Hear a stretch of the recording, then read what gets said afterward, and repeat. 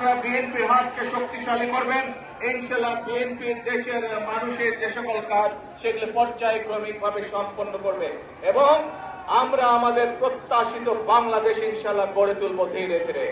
আজকে এই পর্যন্ত থাক, আরেকদিন এখানে বড় জনসভা করে আমি আসবো, আপনাদের সাথে কথা বলবো। সেই পর্যন্ত আল্লাহ হাফেজ।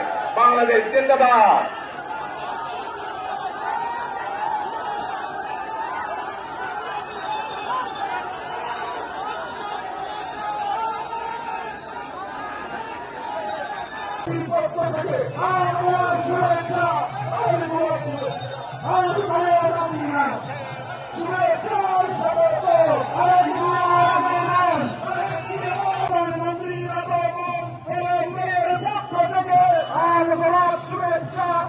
দেশবাসীর পক্ষ থেকে শুভেচ্ছা।